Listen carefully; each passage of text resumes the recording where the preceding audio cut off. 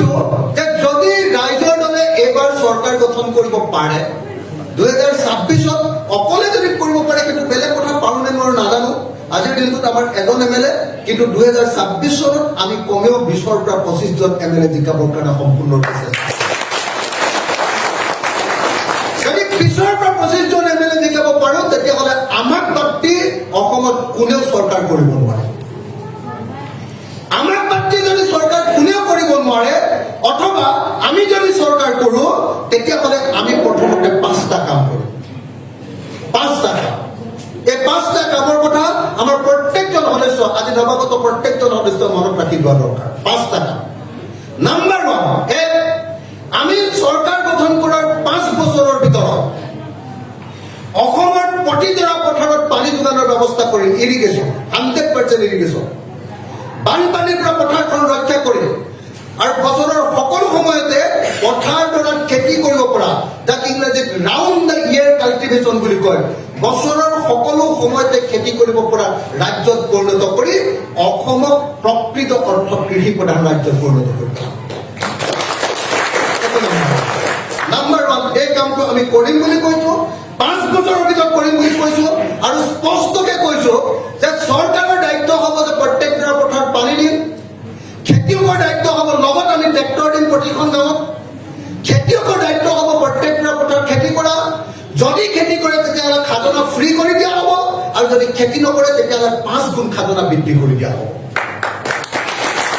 প্ৰত্যেকজন মানুহে খেতি কৰিব নাম্বাৰ 1 আৰু এনেকৈ আমি অসমৰ মানুহৰ ইনকাম লগে লগে খেতিৰ জৰিয়তে 3 গুণলৈ বৃদ্ধি কৰিম এতিয়া যদি 1 গুণ পায় তেতিয়া 3 গুণ 3টা খেতি কৰাৰ লগে লগে ইনকাম ডাবল নহয় ইনকাম আমি 5 বছৰৰ ভিতৰত খেতিয়কৰ ইনকাম প্ৰথমতে অকল খেতিৰ জৰিয়তে 3 গুণ কৰিম নাম্বাৰ 1 নাম্বাৰ 2 যদি আমি চৰকাৰ গঠন কৰোঁ তেতিয়াহ'লে খেতিয়কে উৎপাদন কৰা প্ৰত্যেকটো বস্তুৰ আমি মিনিমাম ছাপোৰ্ট প্ৰাইচ দিম ন্যূনতম সমৰ্থন মূল্য দিম আমি খেতিয়কে উৎপাদন কৰা ধান খেতিয়কে উৎপাদন কৰা মাহ খেতিয়কে উৎপাদন কৰা মৰাপাট খেতিয়কে উৎপাদন কৰা শাক পাচলি প্ৰত্যেকটো বস্তুৰ ন্যূনতম সমৰ্থন মূল্য মানে কি আনকি ক্ষুদ্ৰ চাহ খেতিয়কৰ পাত ন্যূনতম সমৰ্থন মানে হ'ল যে যদি খেতিটো কৰিবৰ কাৰণে খৰচ হৈছে 1 কেজি 5 টকা তেতিয়াহ'লে খেতিয়কজনে সেই বস্তুটোত পাব 15 টকা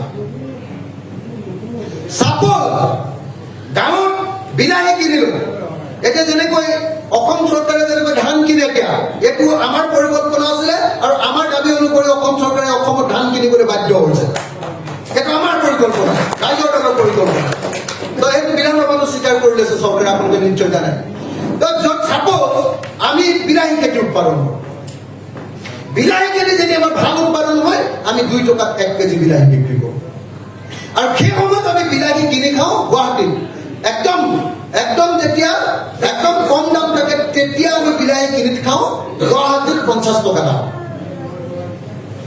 আমি যদি আমাৰ চৰকাৰ গঠন কৰোঁ কি কৰিম জানেনে খেতিয়কৰ পৰা ডাইৰেক্টলি আমি সেই বিলাহীটো কিনি লওঁ নহ'লে বা যি মানুহে সেই বিলাহী কিনিব তাক কৈ দিম যে 5 টকা বিলাহীত খৰচ হৈছে 15 টকাৰ তলত যদি কোনোবাই কিনা তেতিয়াহ'লে সেই বেপাৰীজন গ্ৰেপ্তাৰ কৰা হ'ব নাম্বাৰ 1 খেতিয়কক 15 টকাত আমি বিলাহীৰ দাম দিম খেতিয়কক 15 টকাত বিলাহীৰ দাম দি আমি কিন্তু বিলাহীৰ দাম বঢ়াই নিদিওঁ বিলাহীৰ দাম আমি গ্ৰাহকজনক 20 টকা দিওঁ যিটো বিলাহী আজিৰ দিনত 2 টকাত কিনি আমি 50 টকাত বিক্ৰী কৰে সেই বিলাহীটো আমাৰ দিনত আমি কি কৰিম বিলাহীৰ দাম আমি 20 টকাত দিম অৰ্থাৎ খেতিয়ক আৰু গ্ৰাহকৰ মাজত আমি পোনপটীয়া সম্পৰ্ক ৰচনা কৰি দিম তাৰ মাজত থকা মানুহবিলাক চিণ্ডিকেট চক্ৰবিলাক এফালৰ পৰা আমি নাইকিয়া কৰি পেলাম এইটো আমাৰ প্ৰতিশ্ৰুতি 3 আমি যদি চৰকাৰ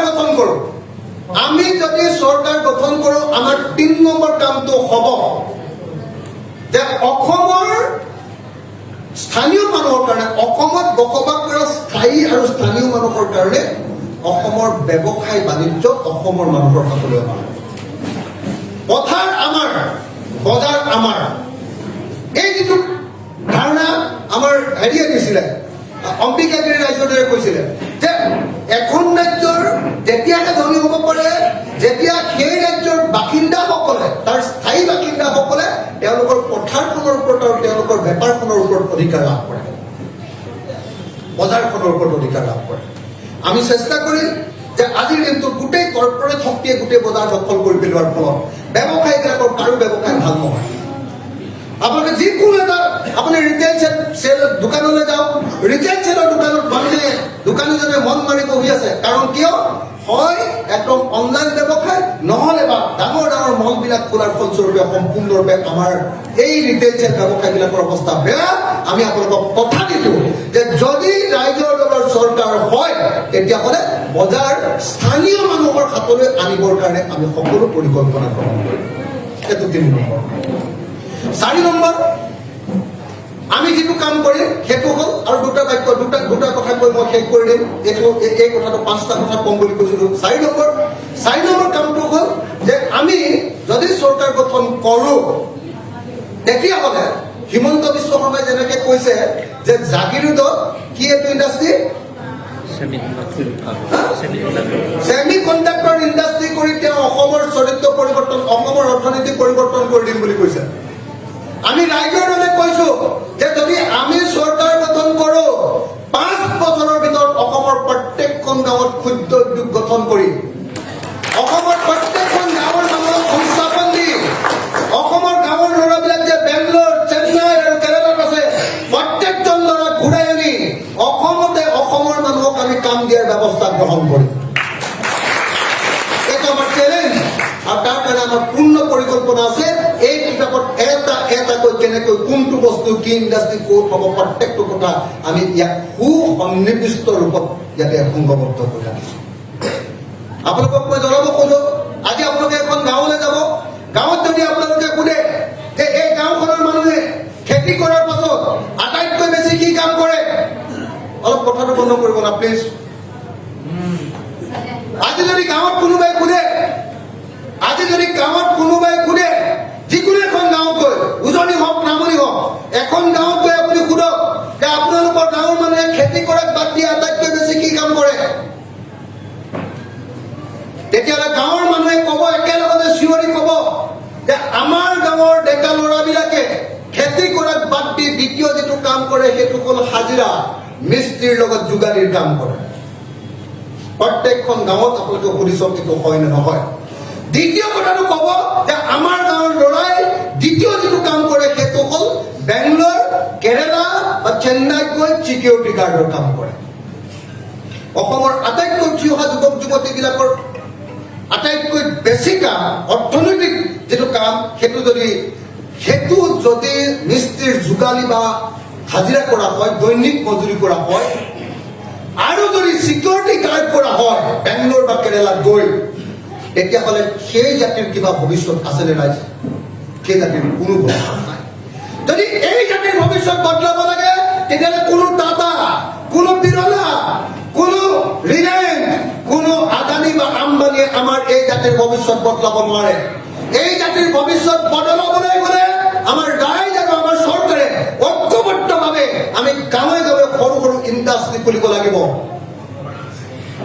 ক্ষুদ্ৰ ইণ্ডাষ্ট্ৰী খুলিব লাগিব, ক্ষুদ্ৰ উদ্যোগ খুলিব লাগিব।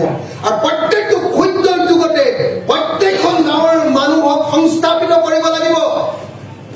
মই ডাঙৰ কৈছিলো ভীমকল খাই, ভীমকলৰ পৰা বেবী ফুড ইণ্ডাষ্ট্ৰী কৰিব পৰা। বেবী ফুড, আপোনালোকে জৈৱিক বেবী ফুড, ভীমকলৰ বেবী ফুডৰ বাহিৰে আৰু ক'তো নাপাব। কঁঠালৰ বেবী ফুডৰ বাহিৰে আৰু ক'তো নাপাব। আজি যি চেৰেলেক খাওঁ তাতো দিয়ে গুমধানত, তাতো দিয়ে, আপোনালোকে নিশ্চয় জানে যে তাতো দিয়ে কেমিকেল ফাৰ্টিলাইজাৰ। কিন্তু আমাৰ ভীমকল, আমাৰ কঁঠাল গছত কোনেও কেমিকেল ফাৰ্টিলাইজাৰ নিদিয়ে। ইয়াৰ পৰা যদি আমি বেবী ফুড তৈয়াৰ কৰিব পাৰো, তাৰ পৰা যদি চেৰেলেকৰ নিচিনা পাউডাৰ তৈয়াৰ কৰি যদি আমেৰিকাত বিক্ৰী কৰিব খোজো, গোটেই পৃথিৱীয়ে আমাৰ বেবী ফুড, ভীমকলৰ বেবী ফুড বা কঁঠালৰ বেবী ফুড খাবৰ কাৰণে পগলা হৈ যাব। অসমৰ গাঁৱে গাঁৱে অসমত উৎপাদিত বস্তুবিলাকৰ ইণ্ডাষ্ট্ৰী খুলিম। কালি মই তিনিচুকীয়া গৈছিলো, আহি আছো, ডিগবৈৰ পৰা আহি আছো। তিনিচুকীয়াত এখন গাঁৱত, ডিৰাক চাৰিআলিৰ এখন গাঁৱত যেতিয়া গৈছিলো, তাত একদম মানুহে গোটেই নেমু টেঙাৰ খেতি কৰিছে। কিন্তু নেমু টেঙাৰ খেতি কৰি নেমু টেঙা পকিলে পেলাই দিব লাগে, 40 পইচা পায় এটা নেমু টেঙা। 100টা নেমু টেঙা দিলে 40 টকা পায়, পেলাই দিব লাগে মানুহে। কিয় আমি নেমু টেঙাৰ পৰা আচাৰ তৈয়াৰ কৰিব নোৱাৰো? অলপ আগতে আপোনালোকৰ মিটিঙলৈ অহাৰ আগতে মই যিটো বস্তু খাই আহিছো তাৰ পৰা দি পঠিওৱা মোক গোল নেমু, নিমখত দিয়া গোল নেমু মই খাই আহিছো। এতিয়া মই ক'ব পাৰো যে ৱৰ্ল্ড ক্লাছ আচাৰ এটা, ৱৰ্ল্ড ক্লাছ। বহুত আচাৰ খাইছো, গোটেই দেশে বিদেশে ঘূৰি ফুৰোতে বহুত ধৰণৰ হোটেলত খাইছো, 5 ষ্টাৰ 7 ষ্টাৰ চবতে খাইছো। কিন্তু মই গেৰাণ্টি দি আপোনালোকক ক'ব পাৰো যে গোল নেমুৰ, নিমখত দিয়া গোল নেমুৰ আচাৰো কোনো পধ্যে কম বস্তু নহয়। আমি অসমত নেমুৰ পৰা চৰবত বনোৱাৰ ইণ্ডাষ্ট্ৰী, আমি অসমত নেমুৰ পৰা ঠাণ্ডা বনোৱাৰ ইণ্ডাষ্ট্ৰী, আমি অসমত নেমুৰ পৰা আচাৰ বনোৱাৰ ইণ্ডাষ্ট্ৰী, আমি অসমত বিলাহীৰ পৰা টক বনোৱা, জেলি বনোৱাৰ ইণ্ডাষ্ট্ৰী, আচাৰ বনোৱাৰ ইণ্ডাষ্ট্ৰী, প্ৰত্যেক ঠাইতো যেতিয়ালৈকে খুলিব নোৱাৰি, যেতিয়ালৈকে অসমৰ কাজি নেমু আৰু গোল নেমুৱে গোটেই দেশ আৰু বিদেশৰ বজাৰ দখল কৰিব নোৱাৰিম, তেতিয়ালৈকে কোনো অসমীয়া কেতিয়াও ধনী হোৱাটো সম্ভৱপৰ নহয়। কোনো টাটাই আহি আমাৰ অসমীয়াক ধনী কৰি দিব নোৱাৰে, কোনো ৰিলায়েন্স বা কোনো আদানী আহি অসমীয়াক ধনী কৰি দিব নোৱাৰে। অসমীয়া যদি ধনী হ'বলৈ কয়, অসমৰ প্ৰত্যেকটো টকা অসমতে ব্যৱহাৰ হ'ব লাগিব। টকাক আমি পুঁজি, টকাক আমি কেপিটেলত পৰিণত কৰিব পাৰিব লাগিব। আৰু সেইকাৰণে প্ৰত্যেকজন অসমীয়াক আজিকালি শিকাবলগীয়া প্ৰথম কথাটোৱে হ'ল যে প্ৰত্যেকজন অসমীয়া পেছাদাৰী হ'ব লাগে, প্ৰত্যেকজন অসমীয়া প্ৰফেচনেল হ'ব লাগে। ইয়াৰ বিপৰীতে হিমন্ত বিশ্ব শৰ্মা বা তৰুণ গগৈ চৰকাৰে অসমীয়াক কি ক'বলৈ শিকাইছে? অসমীয়াক পৰমুখাপেট কি ক'বলৈ শিকাইছে? অসমীয়াক আঁঠুৱাৰ কাৰণে, কম্বলৰ কাৰণে, সূতাৰ কাৰণে হাত পতাবলৈ শিকাইছে, চাউলৰ কাৰণে হাত পতাবলৈ শিকাইছে, বা অৰুণোদয় আঁচনিৰ 1250 টকা, বা মোৰ মা বা মোৰ দেউতা 250 টকাৰ বৃদ্ধ পেঞ্চনৰ কাৰণে হাত পতাবলৈ শিকাইছে। কোনো অসমীয়াক প্ৰফেচনেল কৰি গঢ়ি তুলিবৰ কাৰণে কোনো চৰকাৰে ব্যৱস্থা লোৱা নাই। আৰু যদি ৰাইজৰ দলৰ চৰকাৰ হয়, অসমৰ প্ৰত্যেকজন নাগৰিকক প্ৰফেচনেল মানুহ ৰূপে গঢ়ি তুলি প্ৰত্যেকজন মানুহৰ পাৰ কেপিটেল ইনকাম আমি বৃদ্ধি কৰিম। আজি গুৱাই যদি আপোনালোকে লক্ষ্য কৰক, আজি গোৱাৰ এজন মানুহৰ পাৰ কেপিটেল ইনকাম হ'ল 6,15,000 টকা।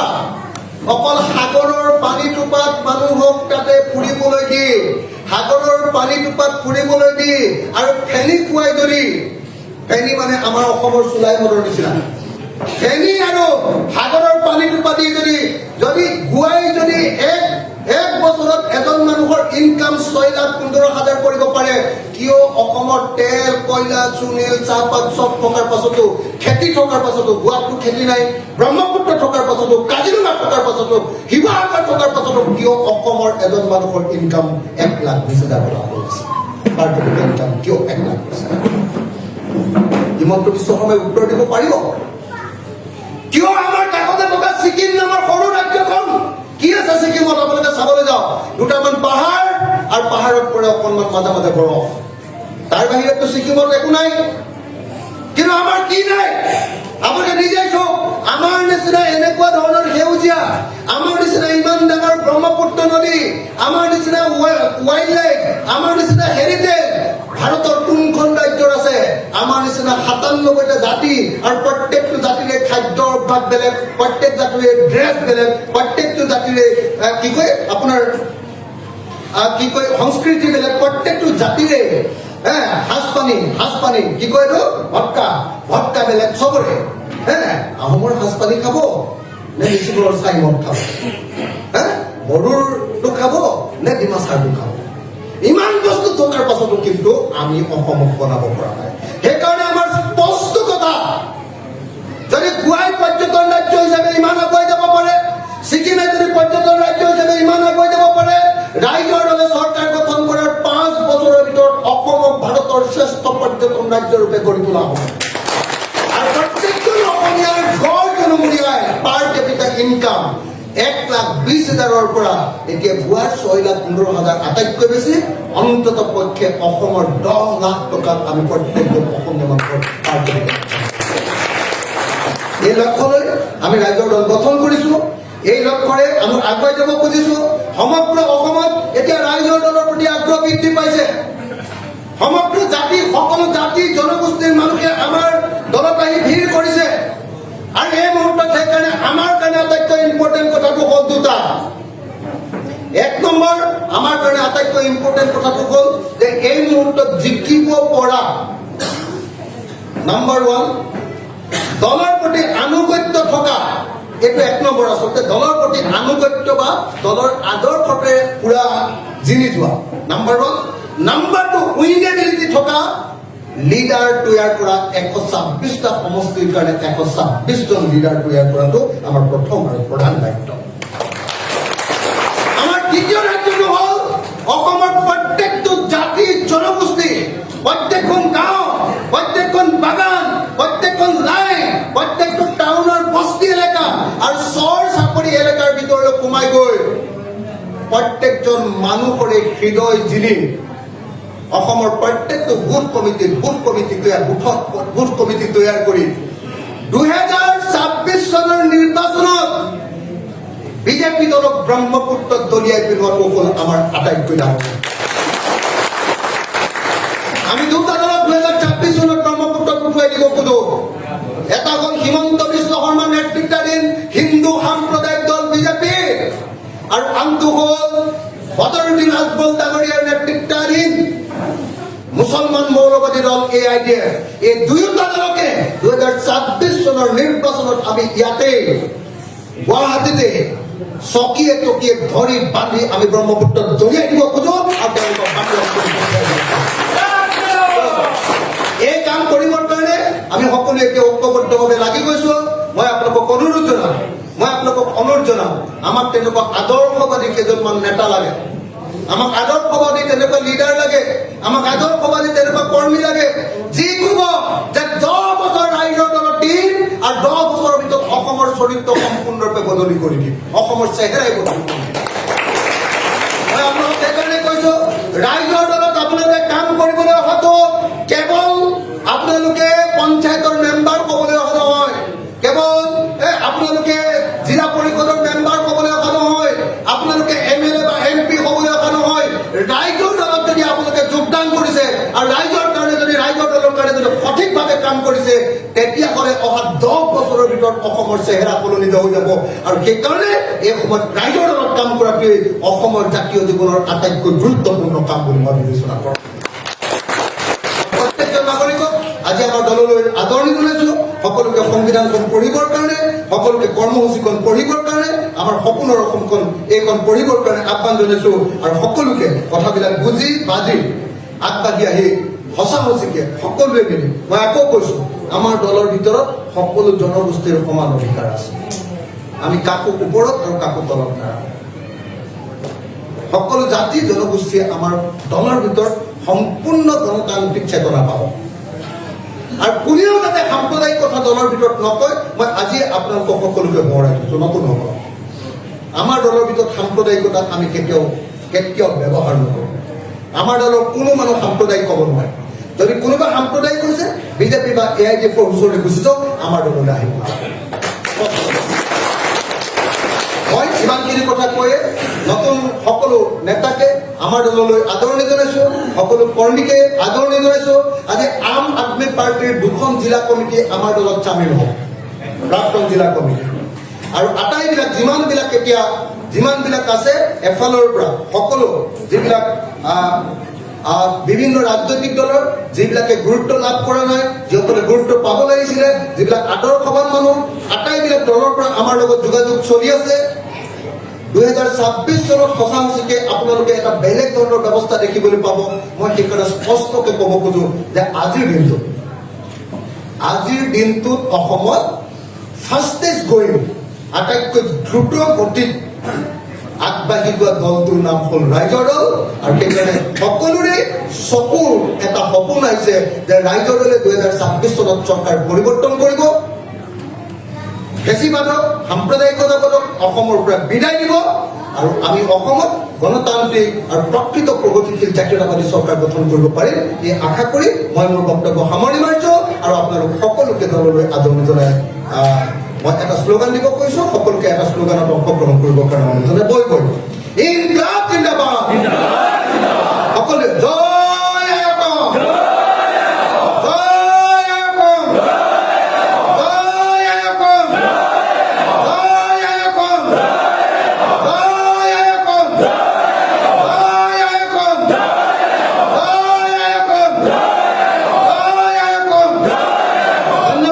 জয় অসম।